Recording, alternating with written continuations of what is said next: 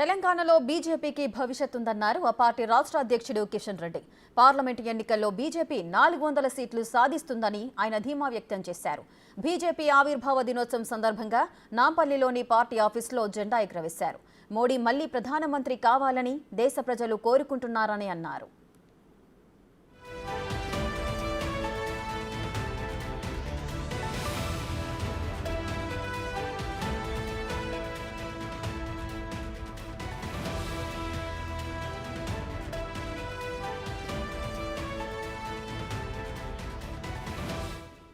ప్రాంతాల్లో కావచ్చు, పేద బస్తీల్లో కావచ్చు, ఈరోజు అనేక రకాలుగా బ్యాంకు అకౌంట్ ఇవ్వడం ద్వారా కానీ, పేద మహిళలకు గ్రామీణ ప్రాంతాల్లో టాయిలెట్ కట్టి ఇవ్వడం ద్వారా కానీ, ఇండ్లు ఇవ్వడం ద్వారా కానీ, ఆయుష్మాన్ భారత్ పథకం ద్వారా కానీ, లేకపోతే వంట గ్యాస్ కనెక్షన్స్ ఇవ్వడం ద్వారా కానీ, ఈరోజు నరేంద్ర మోడీ గారి ప్రభుత్వము పేద వాళ్ళకు అందరికీ ఈరోజు సేవ చేస్తున్న విషయం, అద్భుతంగా మంచి ఫలితాలు ఇస్తున్నటువంటి విషయం మనం చూస్తా ఉన్నాము.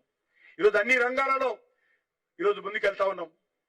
ఆ రోజు భారతీయ జనతా పార్టీ 1980లో చెప్పడం జరిగింది, భారతదేశం ప్రపంచానికి విశ్వగురువు కావాలని. ఈరోజు నరేంద్ర మోడీ గారు ఒక విశ్వ నాయకుడిగా, ఈరోజు ప్రపంచంలో అత్యున్నతమైన ఆదరణ కలిగిన నాయకుడిగా భారతదేశం ఈరోజు ప్రపంచంలో అన్ని దేశాల్లో గౌరవం పెరిగింది. భారతదేశం అన్నా 140 కోట్ల మంది ప్రజలన్నా ఈరోజు ప్రపంచమంతా భారతదేశం వైపు చూస్తా ఉన్నది. ఈ యొక్క రానున్నటువంటి పార్లమెంట్ ఎన్నికల్లో కూడా ఈరోజు నరేంద్ర మోడీ గారి నాయకత్వంలో 400 సీట్లతో ఫిర్ ఏక్ బార్ మోడీ సర్కార్ అగిలి బార్ 400 సీట్ అనేటువంటి నినాదం ఏదైతున్నదో ఇది భారతీయ జనతా పార్టీ నినాదం కాదు. ఇళ్లలో ఉన్నటువంటి మా తల్లులు, మా చెల్లెలు, మా మాతృమూర్తులు, మా యువకులందరూ కూడా ఈరోజు దేశంలో ఏ మూలకెళ్ళినా ప్రతి ఇంటి నినాదము అగిలే బార్ 400 పార్ ఫిర్ ఏక్ బార్ మోడీ సర్కార్ అని ఈరోజు ప్రతి ఇంటింట నినాదమైంది. ఇది బీజేపీ నినాదం కాదు.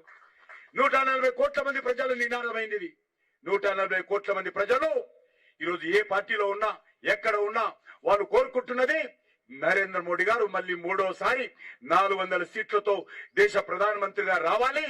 ఈ దేశ భవిష్యత్తు మరింత బంగారు బాటగా తీర్చిదిద్దాలని ఈ దేశంలో ప్రతి ఒక్కరు కోరుకుంటున్నారు.